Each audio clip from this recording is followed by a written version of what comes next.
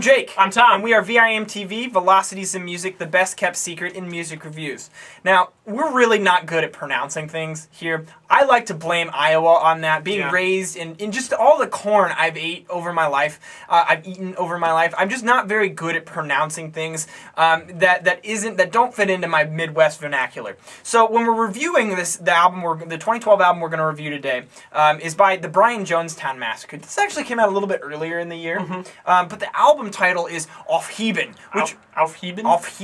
Aufheben. It sounds German to us, and we have a lot of German and Czechoslovakian peoples living in Iowa. Believe it or not, they actually like corn.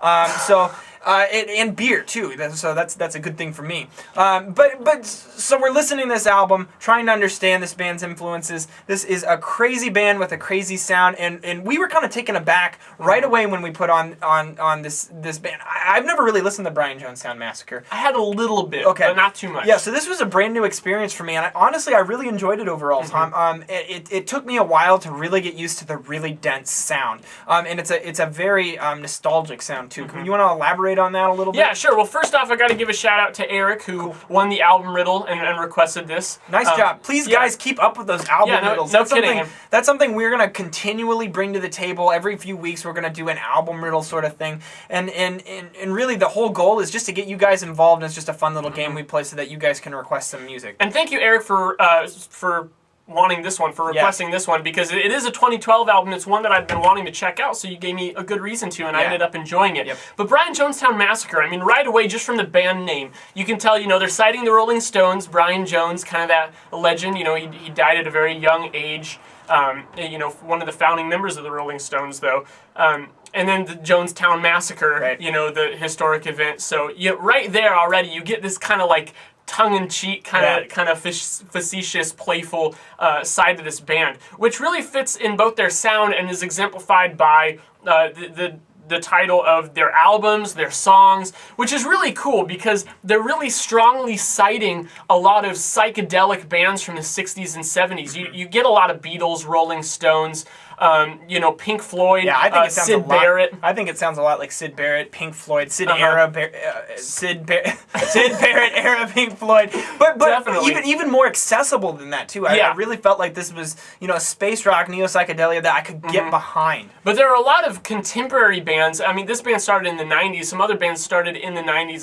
Some of them are still doing this stuff. Some of them aren't. But then in my research, I saw some comparisons too that I thought were very merited. Or bands like the Beta Band, Spiritualized, Guided by Voices, so stuff like that. Anything where they take these kind of spacey builds, they focus on the beats. But I think that Jonestown Massacre really talks more to the psychedelic side of things and is closer to the 60s sound than any of those other bands I mentioned. They're much closer to that. But this album was actually tough for me at first because it's so dense. There's so much going on, and there's so much variety in the instrumentation. I mean, throughout, one thing that's consistent are very strong drum beats and pretty strong bass. They really lock into a groove, but on top of that, they have a lot of shimmering kind of chime sounds at times. They get like the sitar and the flutes. Yeah, very Eastern themes. Definitely.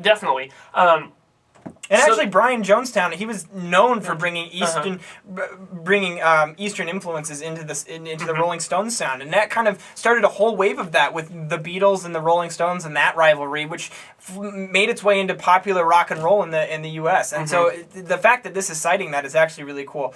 Overall, Tom, the biggest thing for me that I noticed, there's not a weak track on here. In fact, there's a lot of really strong tracks that I just can't get enough of, especially as the album heats up. I feel like the back half of this album has some awesome songs on it that I just can't get enough of. And anytime an album is back heavy like that, it shows really good flow and really good album structuring. It makes it a complete listen. It gives me a reason to keep listening to the end and come back for that comeback quality is there. And that's dense songwriting. Once you get through it, you realize just how addictive it is because there's so much to listen to. Another album like that OK Computer by Radiohead, you spend all this time dissecting each individual instrument and everything that the band's doing. When every sound is designed like that, as such, and often you get these really, this instrumentation that sticks with you after you're done listening to it, after you walk away. Yeah, and I found for me, I really had to take some time to kind of sweep the cobwebs of the sound aside and focus on what they were doing from a songwriting standpoint, because the mix is just so thick with things happening. And on first listen, it's overwhelming. Right. It's really a lot to take in. You really have to listen past that. Plus, there's the vocals play a very interesting role because they're not on every track. They're maybe on like half of them. Yeah. But you know, they act more as kind of an instrument to enhance that psychedelic aspect, because you can't really understand what the guy's saying. No. He sounds to me a little bit like George Harrison in his vocal quality. So you know, that's just another thing that really throws back to the '60s. But it's very covered up. It very just kind of washes in with the mix of everything that's happening. The production plays a huge role. Oh, huge. Absolutely. It's key in just making that sound. But they make it sound so thick, but at the same time, I love that on every track, whether it's the vocals or a flute or guitar, there's always melody cutting through it. Right. Always. This album is never at a loss for melody,